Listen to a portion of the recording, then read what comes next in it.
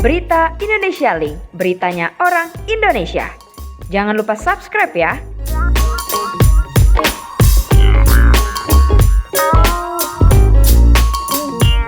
Kalau saya sih enggak, karena juga dari pihak sekolah itu kan juga sebelum ada mau pembelajaran tatap muka itu biasanya dari pihak sekolah nanya dulu sama orang tua.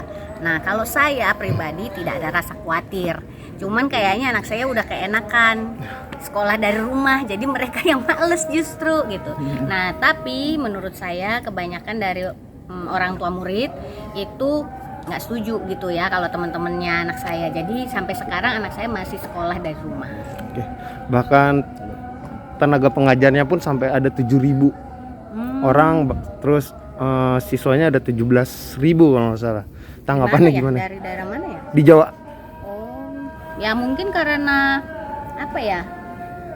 tingkat kebersihan, disiplin mereka masih banyak yang kurang. Kalau menurut saya sih selama kita menjaga diri baik, kita menjaga semua prokes gitu, itu semuanya bisa jalan kok, bisa sehat-sehat aja sampai sekarang. Kita mau antisipasi dengan mendapatkan vaksin 2 kali buat anak-anak saya kan semua udah lengkap gitu ya, nggak apa-apa sih.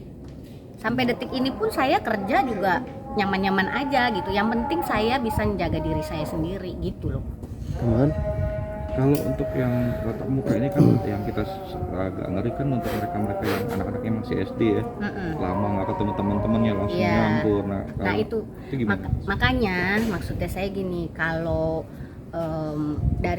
dari sekolah itu sudah mau membuka belajar tatap muka, itu mereka juga harus tahu bagaimana menerapkan disiplin yang tinggi sama anak-anaknya gitu loh.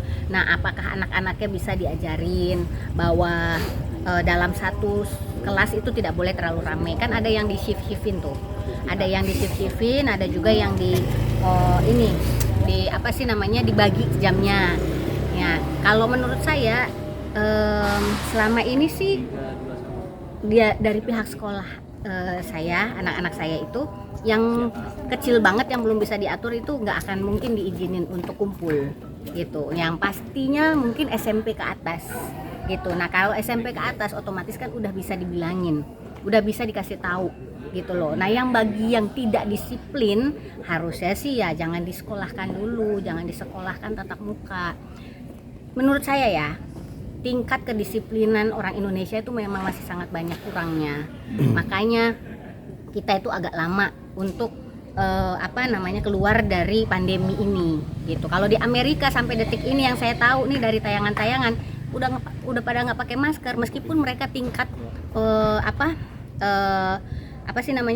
tingkat ininya masih tinggi. Positifnya? Ya, positifnya masih tinggi. Ya, anti masker, anti vaksin pun di sana banyak.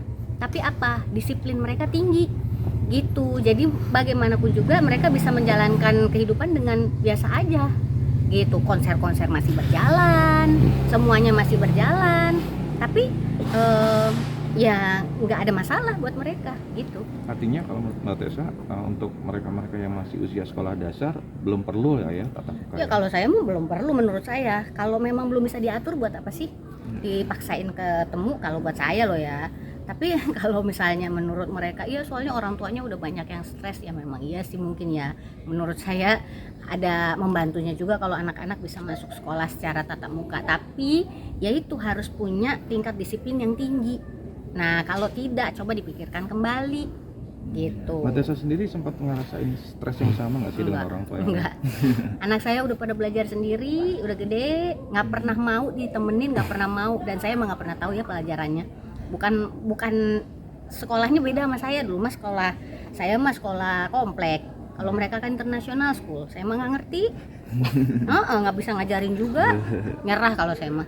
Tapi mereka juga begitu, setiap saya lewat aja di belakang kamera aja, saya selalu diusir sama anak saya. Mami jangan di situ, pokoknya nggak mau kelihatan sama sekali gitu. Gimana sih Mbak Tessa melihat perbedaan zaman Mbak Tessa sekolah dengan anak Mbak Tessa sekarang? Mantonya gimana nih Mbak? Karena memang bedanya kan ya pelajarannya beda udah pasti. Bahasa pengantarnya aja sekarang bahasa Inggris, kalau saya bukan dulu. gitu. Itu terus buku-bukunya udah bedanya sama sekali beda, jadi saya juga pasti nggak bakalan ngerti itu sih. Sempat penasaran pengen tahu apa sih yang dipelajarin sama mereka gitu? Enggak, saya kan nggak terlalu suka yang begitu-begitu. Saya sukanya itu mempelajari suatu kejadian kayak gini. Saya kerja makanya sukanya yang langsung action di tempat yang kayak gitu, bukan membaca buku gitu. Saya bukan kayak gitu. Siap. Saran untuk pemerintah deh, Teh. Saran untuk pemerintah, pastinya pemerintah ini saya yakin udah berusaha banget, bekerja keras untuk bagaimana caranya kita bisa segera keluar dari pandemi ini. Ya mungkin pemerintah bisa lebih ngobrol lagi satu sama lain, ya, mencari solusi lagi bagaimana supaya kita bisa sebebas Amerika, sebebas negara lain yang bisa udah cepet gitu loh ya keluar dari pandemi ini. Dan masyarakatnya juga sih sebenarnya. Saya juga mikir kenapa ya kok para masyarakat tuh masih banyak tuh yang mikir vaksin itu nggak perlu. Ya bukannya apa sih ya, itu kan salah satu cara kita untuk supaya bisa segera keluar dari pandemi ini gitu. Ya kalau misalnya kita bisa dapat yang gratis, kenapa mesti yang bayar sih? Kan ada juga tuh yang beli sertifikat buat apa? Divaksin aja orang gratis, nggak ada efek apa-apa. Saya sama anak-anak saya semua udah lengkap nih, semuanya udah pada lengkap, vaksin nggak ada apa-apa, sampai detik ini kita sehat-sehat aja kok. Oke.